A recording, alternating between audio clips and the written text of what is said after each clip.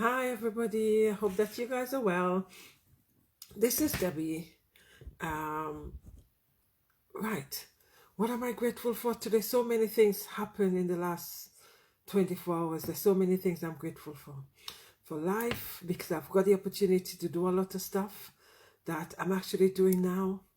I'm grateful for my family. I'm grateful for my friends. I'm grateful for you guys who are logging on to see me.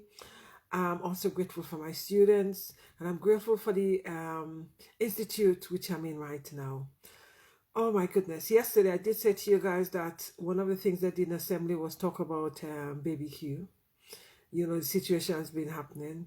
Well, the students have been still going on in terms of they have every right to go on anyway because, this is quite, you know, disgusting. And they're doing posters still are wrong, etc., etc. So that's one of the things that, it's kind of a brewing there still. We're not too sure what's going to be happening, but, we just have to be mindful and support the student as much as we can because we also know that they're feeling very, very uncomfortable with everything that's been happening. Today was the year 13 photographs. I haven't done photographs with students for years. And today we had to do, the photograph with the year 13 because this is the last year they're leaving, etc., etc. They're leaving us from May, June. That's roughly the time because exams are in May. So we had this, the photo call session. It was interesting. It was quite nice actually. Some of the students felt, quite emotional. So it was a lovely, lovely session. With all the the sixth form tutors and we all there with all the students, so that was quite nice. So I suppose that I could say that's a kind of a win today. My biggest win is my year 10 students. Everybody talking about this year 10 students. They are very challenging. Some might say they're a nightmare, but I don't say they're a nightmare. I say they're very challenging. And I have them every other week. So this week is the time for me to have them. I have them, I think it's 3 times for the week. So I have them 3 lessons for the week. There's sometimes I'm dreading the lessons because their behavior is quite challenging as well. And this one, I thought, oh my goodness, I had them first lesson. Well, I thought it was first lesson I had them. And this is a class you have to over prepare. But because the ability is such a wide range ability, you have to over prepare and make sure you have things for every ability. So it's a lot of work going on there. So this month I thought I had them first lesson because I did prepare all my things for them, etc. Then I realized I had them several second lesson. That was good. Anyway, when I had them, I thought, oh my goodness. When I come in, I say that one of the things is I'm not having anybody talking. You need to do your do now, etc., etc. Sorry, it was such an interesting lesson because we were looking at the underclass in sociology and they had so much to say. I talk a lot, but I got a lot out of them today. So I've been so grateful for that because I really had to give them this pep talk and I really had to praise them, which was rightfully deserved. So I had a really good lesson today with my year 10 group sociology. Yes, the talk, but in terms of the production I got was quite high because I was talking to my other colleague who we share the same group because, there are 2 teachers in that department. I'm not too sure what's going on with my phone. It keep on locking off.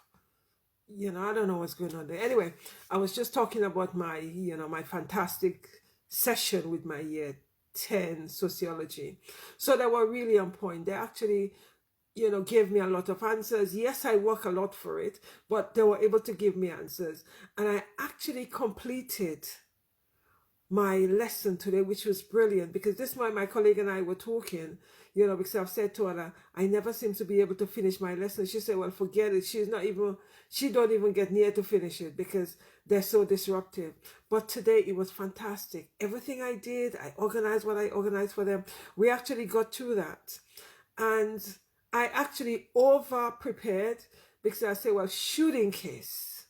But the hour went really quickly and we had a really good session. So that's one of my wins today in terms of, where my students are at. And I keep saying the win is not always the goal. It could also be starting. And for me, the fact that I got them to read the chapters and we discuss it and they were able to summarize, that's a big win for me, because some of the students that I never get to communicate in class, they're always disrupted. I have to send them out, etc. Today, they were really on point. And I had to say to them that we need to celebrate you, so we actually clap them. So I actually clap them and they clap each other, etc. So that was been really, really good today for my session. So that's my big win today. And something I also had to say to them as well, I had to tell them how good they were, because they were very good, and remind them of the beautiful things they have in the head, which is the brains. And it was interesting because one of the students, when I said that to the whole class, one student said, Miss, what did you say? I said, you guys are all very intelligent and you've got something in your head. You need to start using it. I said, because you guys are capable of using it and it's fantastic, etc., etc. She paused and she looked at me and she smiled. She said, thank you, Miss. She said, nobody have told me that before. I said, yes. I said, you guys, your brains are big. Your brains are beautiful. Your brains are powerful. You need to use it. So today was a brilliant session. The student, because I ended up putting 2 students' name on the board. And I said to them, if you guys continue, I'm going to give you guys detention. But I didn't even get to that, because they were actually suited. And that was a real big win for me. So the 2 students whose name I put on the board, I think it's 2 or 3, I can't remember.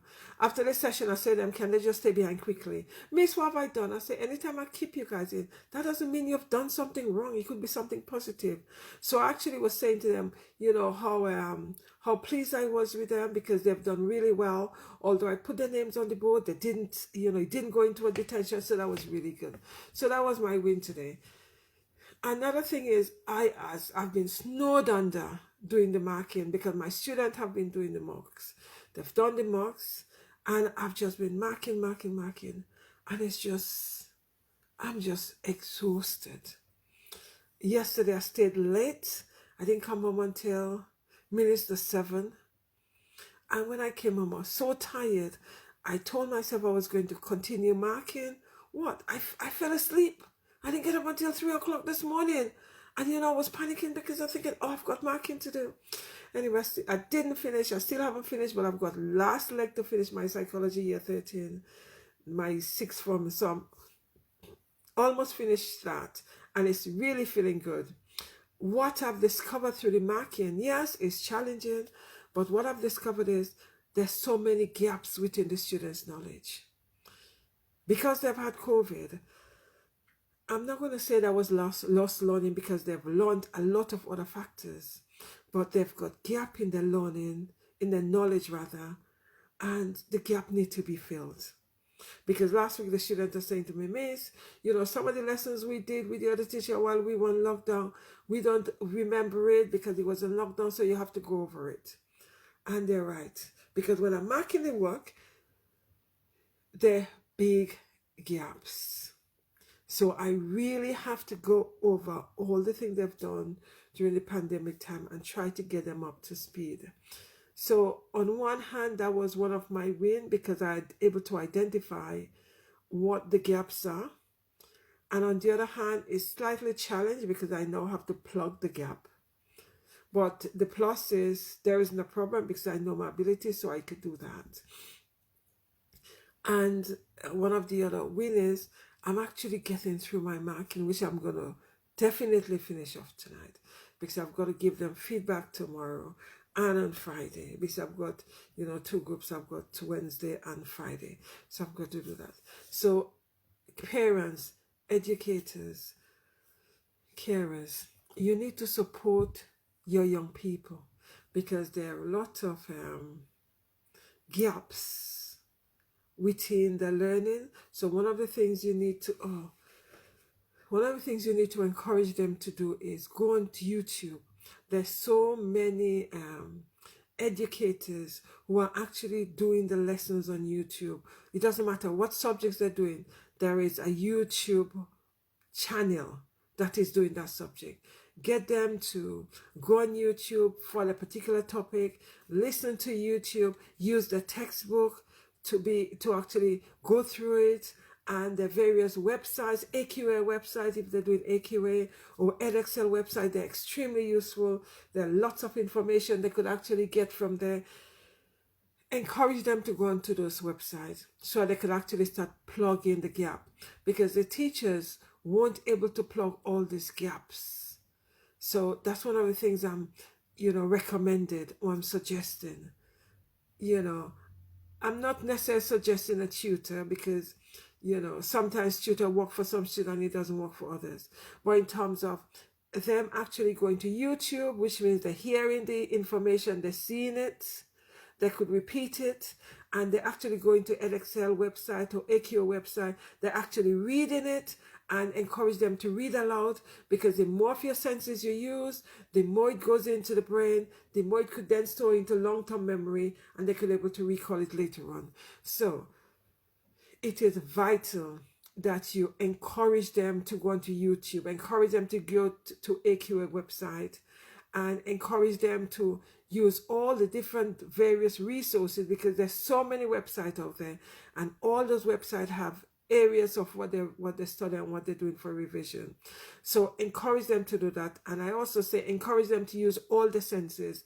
The more senses they use, the more the information which they're trying to take in going to be going into the long-term memory, going to be stored into the long-term memory, and the more they're able to retrieve it when it's necessary.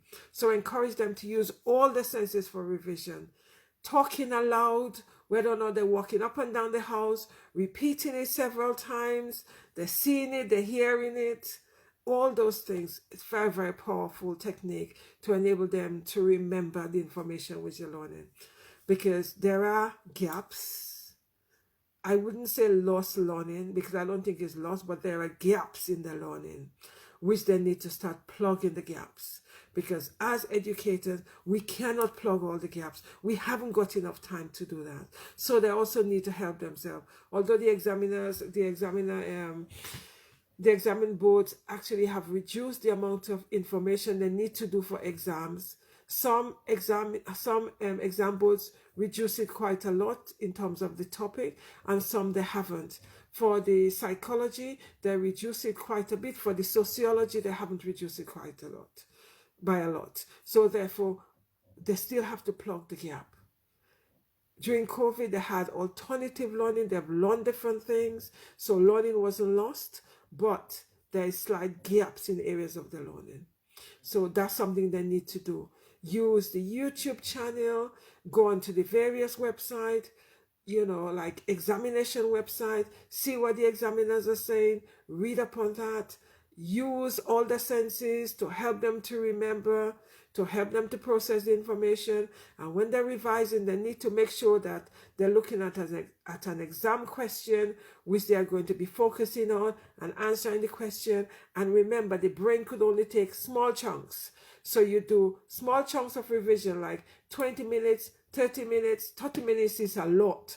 20 minutes, and then you have a 3-minute break. The more you do your information in chunks, the more it's going to be processed in greater depth. Because remember, we as human beings, according to the brain operate, we remember the first part of the session we look at, and remember the last part of the session. So the middle get lost. So which means that the more you do into small chunk, the more you're going to be able to remember. Because it means that let's say for 1 hour, if you do it in three chunks, it means that you're remembering a lot more than if you just do 1 hour.